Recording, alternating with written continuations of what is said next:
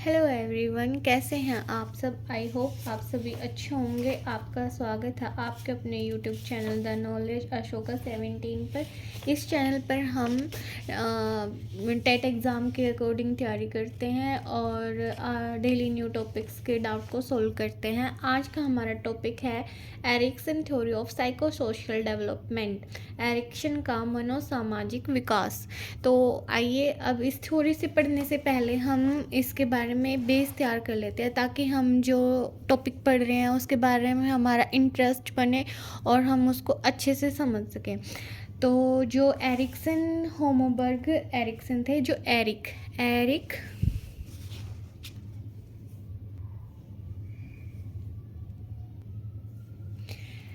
Eric Homburg Ericsson, जो Eric Homburg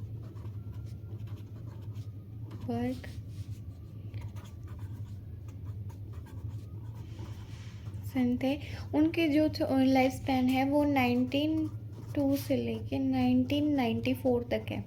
ठीक है, जो उनकी स्पेनिंग थी। अमेरिकी विकासात्मक मनोवैज्ञानिक थे ये। इनका जन्म जैसे मैं इनके लिए जैसे ये थ्योरी है, इसको पढ़ने के लिए हम अपना बेस तैयार कर रहे हैं। इसके बारे में हमें पता होना चाहिए। ये जो एरिक जी थे, ये जर्मनी में जन्मे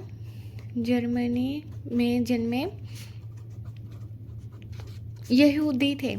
तो इनके जन्म के कुछ टाइम बाद ही इनके पेरेंट्स अलग हो गए। ये अपनी माता जी के साथ रहने लगे। इनकी जो माता जी थे उन्होंने शादी कर ली, जो कि वो गैर यहूदी थे। तो जैसे फिर वो अलग फैमिली में गए, तो इनको ना प्यार नहीं मिला उस फैमिली से, जैसे लव अफेक्शन कुछ भी नहीं मिला। तो इन्होंने एक टाइम ऐसा आया कि इन्होंने खुदकुशी करने की सोच ली। तो जहाँ पे इन्होंने सुसाइड करने के लिए सोचा था, वहाँ पे एक लेडी थी, वो प्रोजेक्ट बना रही थी।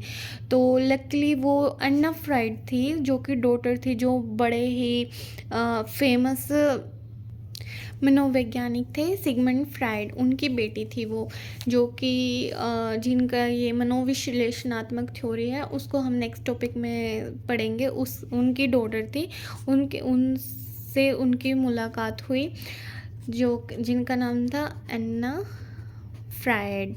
तो उन्होंने इनसे पूछा कि भाई आप सुसाइड क्यों करना चाहते हो। तो उन्होंने जैसे ही इसने अपनी प्रॉब्लम बताई, उनको जो एरिक थे उन्होंने अपनी प्रॉब्लम बताई।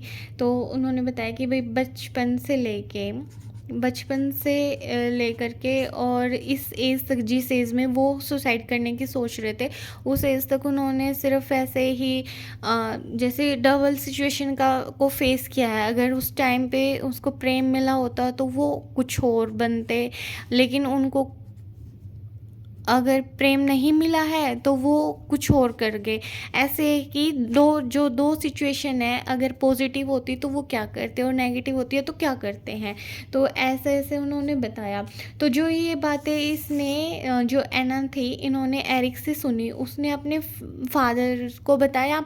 फादर जो कि थे सिगमंड फ्राइड,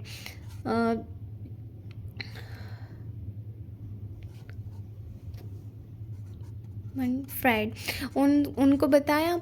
तो फिर उन्होंने अपने जो सिगमंड फ्राइड थे, उन्होंने ही अपना एक सिद्धांत बना लिया, जो कि फिर इनको पता चला। एरिक्सन को बहुत बुरा लगा भाई, जैसे जो स्टोरी उन्होंने बताई थी, तो लाइफ स्पैन थ्योरी तो उन्हीं की थी, लेकिन उस चीज़ से प्रेरित होकर किसी और ने अपनी थ्योरी दे दी, तो ऐसे किसी को बुरा तो लगेगा ही। तो फिर एरिक्सन ने एक बुक निकाली जिसका नाम था चाइल्ड हुड एंड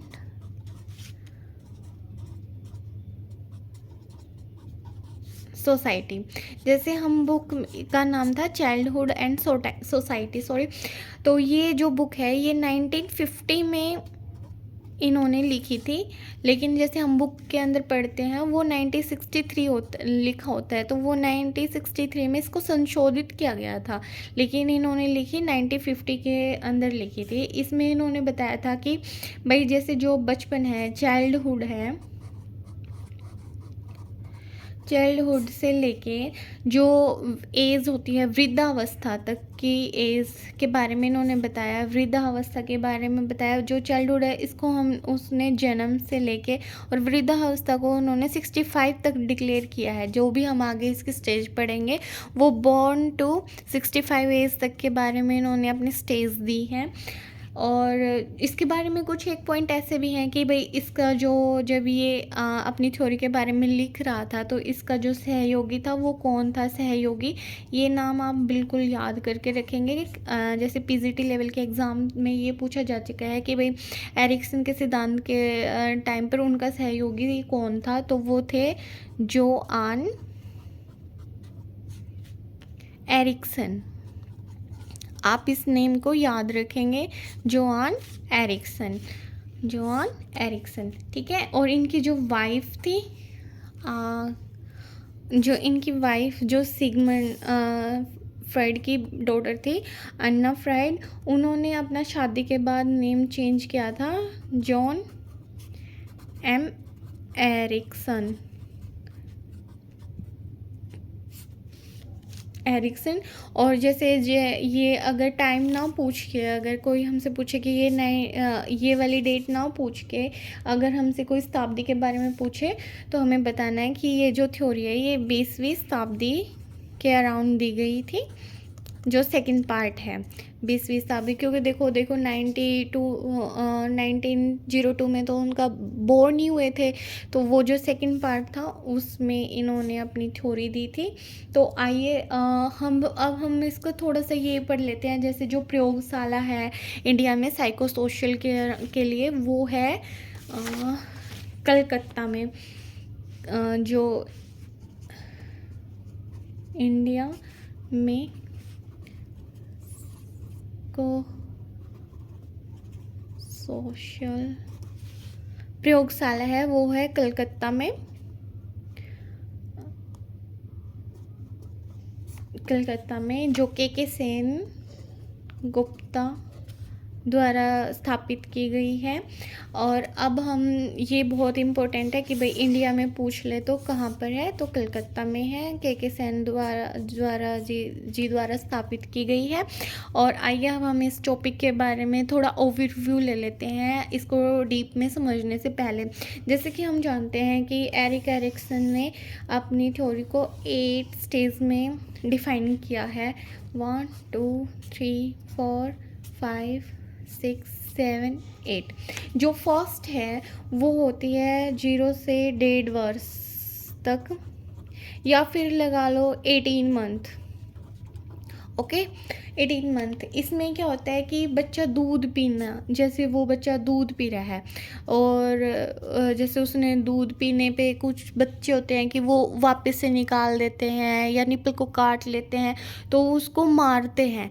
कई जो मदर होती है ना वो उसको मारती है, तो बच्चे में थोड़ा सा आक्रोश पैदा हो जाता है। जैसे वो समाज को लेके ये सोचने लगता है कि भाई मैं तो बुरे समाज में आ गया हूँ, ये अच्छा नहीं है, यहाँ पे नहीं आना चाहिए था मुझे, ऐसा बोलते हैं एरिक एरिक्सन के। बच्चा ऐसी थॉट रख लेता है अपने माइंड में।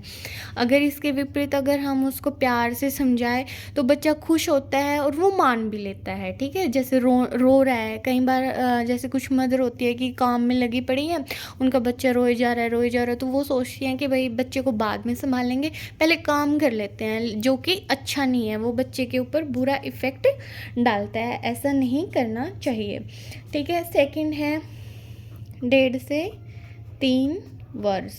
इस एज में क्या होता है, जैसे हमने पहले ही बता दिया है कि एक पॉजिटिव पॉइंट है, एक नेगेटिव पॉइंट है, कि अगर भाई कुछ पॉजिटिविटी ना मिली तो बच्चा क्या करेगा, और नेगेटिविटी मिली तो बच्चा क्या करेगा। जैसे 1.5 वर्ष के से 3 वर्ष के उसमें ना बच्चा कपड़े पहनना स्टार्ट कर लेता है। जैसे वो ऐसे गले में डालने की कोशिश करेगा, न्यू तरीके से, जैसे उसकी मम्मा को करते देखेगा। जैसे लड़कियां हैं, अगर वो अपनी मम्मा को मेकअप करते हुए देखती हैं तो वो भी कोशिश करती हैं करने की। तो अगर हम उसको कपड़े पहनने का ही एग्जाम्पल लेके चलते हैं। अगर उसने अच्छे से पहन लिया तो भाई क्लैपिंग करेंगे, और अगर उसने ऐसे ही कुछ गर्ल्स शर्ट पहन लिया तो उसको डांट देंगे। तो ऐसा नहीं करना चाहिए, बच्चे को ऐसे समझाना चाहिए कि भाई वेरी गुड, आप बहुत अच्छा कर रहे हो। तो वो आगे बढ़ेगा और दोबारा से कुछ अच्छा करने की कोशिश करेगा। अगर हम यहीं पे उसको डांट देंगे तो वो नहीं आगे बढ़ पाएगा। ओके, ये थोड़ा ओवरव्यू है, डीप में हम इसके पॉइंट टू पॉइंट आगे समझेंगे। अभी थोड़ा सा इसमें इंटरेस्ट बनाने के लिए हम ऐसे पढ़ रहे हैं। ओके, और जो 3 to 6 एज है, ये एज भी बहुत अच्छे से याद कर लेना भाई। ये पूछ लेते हैं कि भाई एज, इस एज पे बच्चा क्या करता है, और ये जो ये सिचुएशन है ये कौन सी एज पे आती है। तो ये दोनों पॉइंट इसके आपको याद करने हैं। 3 to 6 पे बच्चा पहल करता है, ठीक है, ये प्ले एज होती है। स्कूल गोइंग भी यहाँ पे स्टार्ट कर देता है बच्चा, स्कूल एज ऐसे लगा लेना, ठीक है। और 6 to 12 होती है, इसमें बच्चा परिश्रम की ओर बढ़ता है, मेहनत करने की ओर सोचता है कि भाई जैसे बाहरी इसको अर्ली चाइल्डहुड एज बोला जाता है। और इसके बाद होती है 12 to 18। इसमें बच्चा पहचान, आइडेंटिटी कि पाने की कोशिश करता है। अगर वो आइडेंटिटी नहीं पाता तो फिर वो भ्रांति की तरफ मुड़ जाता है। जैसे किशोर अवस्था बोलते हैं इसको, किशोर अवस्था। जैसे ये अर्ली चाइल्डहुड एज होती है, और ये होती है किशोर अवस्था। इसमें बच्चा ये आइडेंटिटी, पहचान के लिए अपने आप को अलग दिखाने की कोशिश करता है। अगर उसको नेगेटिव आती है तो फिर वो भ्रांति में गुम होके रह जाता है। ये अलग अलग स्टेप चल रहे हैं। अगर नेगेटिविटी मिलती है तो क्या करता है, अगर पॉजिटिविटी मिलती है तो बच्चा क्या करता है, ठीक है। अब 1 2 3 4 5, अभी 6th एज पे होती है 18 to 35। और इसमें होती है घनिष्ठता, इंटीमेसी। जैसे इसमें इस एज में जैसे शादी वगैरह के लिए जैसे बढ़ोतरी होती है। जैसे यहाँ पे हमने पहचान बना ली, परिश्रम कर लिया, तो अब उसको लगाव की तरफ बढ़ता है। अगर घनिष्ठता बनाने में वो कामयाब रह जाता है तो वो अलग से ही निखर के आता है। उसका सारा जीवन इसी एज के अंदर घूम जाता है। वो इस एज से फिर अपने आप को मुश्किल ही संभाल पाता है अगर नेगेटिविटी में चला गया तो, ठीक है। इसलिए सोच समझ के उसको स्टार्टिंग से ही पॉजिटिविटी की तरफ लेके जाना चाहिए, ताकि वो अपने जीवन में अच्छे फैसले ले सके, अच्छा अपना अनुभव किसी और के साथ शेयर कर सके, ठीक है। इंटीमेसी। और उसके बाद होता है जेनरेटिविटी 35 to 65। इसमें होता है कि जुनून आता है आदमी के अंदर कि वो क्या कर रहा है, उसने क्या किया है, वो आगे बढ़ा है, उसने अपनी लाइफ को अपने सेटिस्फाई किया है या नहीं किया है, इस तरफ से चलता है। अगर तो वो अच्छे से चल रहा है तो वो जुनूनियत में होगा। अगर वो नेगेटिविटी की तरफ गया है तो वो थोड़ा सा कसोटा सा रह जाएगा उसकी ज़िंदगी में, वो इतना मिजाज बंदा नहीं होगा। और लास्ट में होता है 65 प्लस क्या होता है, जैसे कि कुछ ओल्ड एज के बंदे हमने आसपास देखे होते हैं, कुछ ऐसे झुका सा चेहरा लेके बैठे रहते हैं, क्योंकि वो अपने पूरी लाइफ का ओवरव्यू करते हैं कि भाई हमने इस एज में क्या किया क्या नहीं किया, ठीक है। तो जो अगर पॉजिटिव के साथ चल रहे हैं तो उनमें आ जाएगा ईगो, और जो इस नेगेटिविटी के साथ चल रहे हैं तो वो हो जाएंगे डिसअपियर इन द सेंस कि वो ऐसे नहीं कि भाई वो दिखाई नहीं देंगे, वो ऐसे हो जाएंगे कि फैमिली में है ना है तो कोई मतलब अपने आप को नहीं शो कर पाते कि भाई हाँ उनका वजूद है। तो वो नेगेटिविटी का ही इफ़ेक्ट होता है। इसलिए हमें स्टार्टिंग से अपने जीवन को पॉजिटिविटी की तरफ लेके जाना चाहिए। तो आइए अब हम इस टॉपिक के जो डीप पॉइंट है, 8 स्टेज हैं, उनके बारे में हम डीपली एक्सप्लेन करते हैं। तो आइए, तो यहाँ से हम स्टार्ट करते हैं अपने टॉपिक्स को अच्छे से डिटेल में समझने की। वो ओवरव्यू था, उससे आपका इंटरेस्ट इस टॉपिक के अंदर बड़ा है। आई होप आप उसको अच्छे से समझ चुके होंगे और आप इसको पढ़ने के लिए तैयार होंगे। ठीक है? तो जैसे कि हम जब पढ़ते हैं कि जो Erik Erikson theory of psychosocial development, ये एक एरिक एरिक्सन का मनोसामाजिक विकास है। ये एक लाइफ स्पैन थ्योरी है। इसके अदर नेम है life span theory, sorry, life span development, जीवन विकास का क्षेत्र, और ह्यूमन लाइफ स्टेज थ्योरी, मानव जीवन चरण सिद्धांत। एरिक्सन ने मनोसामाजिक थ्योरी की 8 अवस्थाएं बताई है, जो भी हमने शॉर्ट में समझी है। एरिक्सन के सिद्धांत मनोविश्लेषक सिगमंड फ्राइड के कार्य से प्रभावित हुआ है। जैसे ये हमें लिखा मिलता है कि बुक्स में, लेकिन जो स्टोरी है ये है कि भाई जो मनोविश्लेषक सिगमंड फ्राइड थे, उन्होंने इनकी थ्योरी इनके जीवन से प्रभावित होकर अपनी थ्योरी बनाई थी। हाँ, ये सच है कि भाई पहले इन्होंने अपनी थ्योरी दी, कार्य प्रभावित थ्योरी दी, और फिर इसके बाद एरिक्सन ने अपनी बुक लिखी थी। Erikson was a student of Freud, तो ये हम बोल सकते हैं क्योंकि जो इनकी डॉटर थी वो उनकी फ्रेंड थी, पहले फ्रेंड ही बनी, फिर ये उनके स्टूडेंट बने, तो इन्होंने मिलके बनाई, अपनी बुक लिखी। इन्होंने जो सिगमंड फ्राइड थे उनकी थ्योरी थी personality development in series of stage. जो ये सिगमंड फ्राइड है, इन्होंने बोला कि भाई personality develops in series of stage. जो मेन पॉइंट है इस थ्योरी के, वो ये है कि जैसे हमसे पूछ ले कि क्वेश्चन में कि कौन सा है जिसको आइडेंटिफाई नहीं किया है पर्सनैलिटी में एरिक्सन ने, तो वो जैसे ये 4 ऑप्शन देगा, तो उसमें से ये 3 तो होंगे, the body, the ego, the influence of society. तो ये तो होंगे, जो चौथा है वो कोई और एक दे देगा जो कि इसका फैक्टर नहीं होगा। तो ये आप याद रखना। जो इसका मेन पॉइंट है कि वो आइडेंटिटी क्राइसिस के बीच में घुमा हुआ है, कि बच्चा अपनी पहचान बनाने के लिए परेशान हुआ रहता है, सबसे अलग दिखने की। देखो, हर बंदा सबसे अलग दिखने की कोशिश में रहता है कि वो क्या करे अपनी लाइफ में कि जिसकी पहचान बने। आइडेंटिटी की क्राइसिस के पीछे ही दुनिया पागल है, मतलब एक तरीके से अच्छा भी है। ओके, तो सेकंड है importance of social factor for personality development. जैसे इसने अपने जो थ्योरी है उसमें इम्पोर्टेंस बताई है कि सोशल फैक्टर्स, जैसे उसको प्रेम लव मिलता है समाज से तो वो क्या करता है, अगर उसको हेट मिलती है तो वो क्या करता है, तो वो बहुत ही बड़ा फैक्टर है डेवलपमेंट के लिए बच्चे की। और जो मेन एलिमेंट है is the development of ego identity. जो मेन एलिमेंट है डेवलपमेंट का वो ईगो आइडेंटिटी है, जो कि लास्ट की एज 65+ एज में वो एक आदमी अपनी पूरी लाइफ के अंदर जो प्राप्त करता है एट द एंड, वो होता है ईगो आइडेंटिटी। अपनी पहचान को ईगो की तरफ लेके जाने के लिए ईगो जैसे यहाँ पे ईगो कोई नेगेटिव सेंस नहीं है, पॉजिटिव है, कि वो बंदा स्टार्टिंग से अपनी लाइफ में पॉजिटिविटी के साथ कैसे आगे बढ़ा है। तो अब हम इसके जो 8 स्टेज दे रखी हैं एरिक्सन ने साइकोसोशल डेवलपमेंट की, उनके बारे में पढ़ते हैं। फर्स्ट है trust versus mistrust, autonomy versus shame, initiative versus guilt,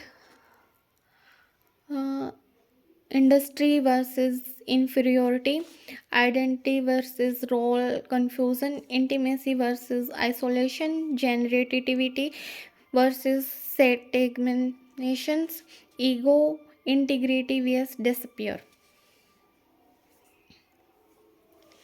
इसके जो ये पॉइंट है, ये इनको याद करने के लिए हम एक पॉइंट निकाल सकते हैं, जैसे टाई, जैसे टी से ट्रस्ट, ए से ऑटोनॉमी, आई से इनिशिएटिविटी, और इसी आई को फिर 3 बार मल्टीप्लाई करेंगे तो हो जाएगा इंडस्ट्री। पहले आई से हो गया इनिशिएटिव, और सेकंड से होगा इंडस्ट्री, एंड थर्ड से होगा आइडेंटिटी। जो फिफ्थ स्टेज है, इसको बहुत बार क्वेश्चन में पूछा गया है, इसको प्लीज़ अच्छे से याद कर ले, इसके पूरे पॉइंट याद कर ले। तो ये हो गया 3 हाँ, तो आगे हो गया आई जी ई।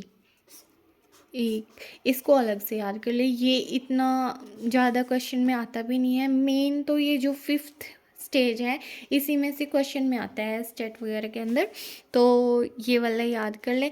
जो एरिक्सन है उन्होंने बिलीव किया है कि किस चीज़ पे किया है कि होप है वो बेसिक स्ट्रेंथ है ऑफ इन्फेंसी है।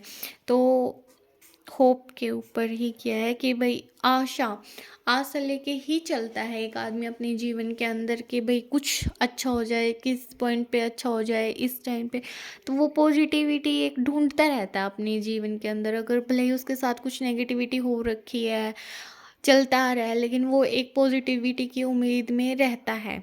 तो अब हम इसके बारे में पढ़ते हैं, जो ये स्टेज दी गई हैं इनके बारे में डीप पढ़ते हैं। फर्स्ट है ट्रस्ट वर्सेस मिसट्रस्ट। तो इसकी जो एज है वो बोर्न टू 1.5 year है। इसमें क्या होता है, children who receive love from their parents develop a sense of trust.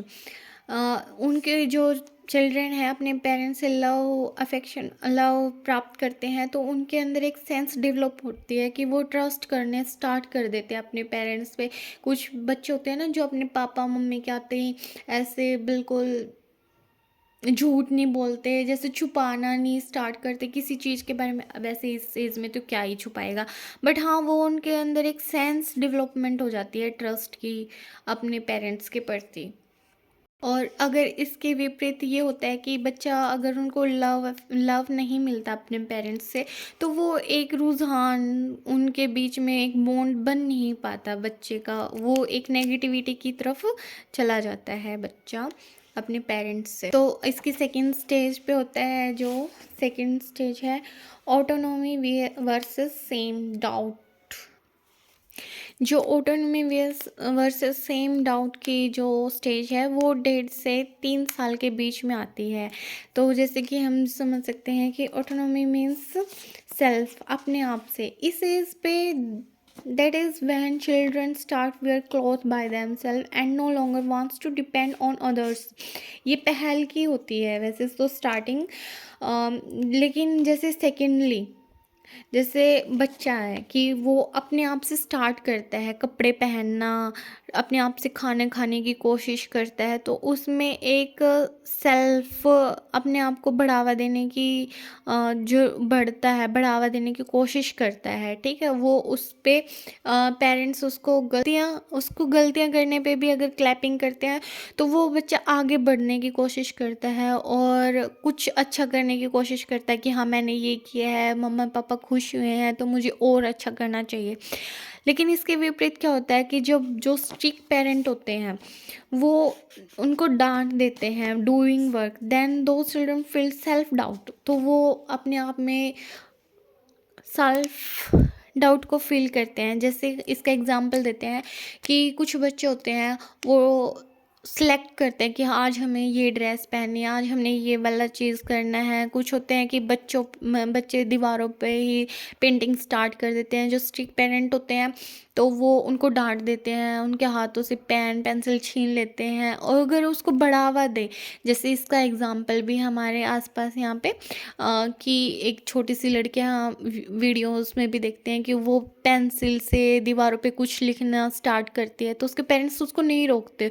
वो 4 या 5 साल की होती है तो उसने बहुत अच्छे से पेंटिंग बनाना स्टार्ट कर दिया है, तो वो एक बहुत ही पॉजिटिविटी उभर के आई है कि उसके पेरेंट्स ने उसको स्टार्टिंग करने दी और उसको रोका नहीं, उसको अपने आप से सिलेक्शन चूज़ करने के डिसीज़न लेने के लिए उसको एकदम इंडिपेंडेंट बना दिया। तो ऐसे हमें उसको पॉजिटिविटी की तरफ लेके गए। तो third one is initiative activity.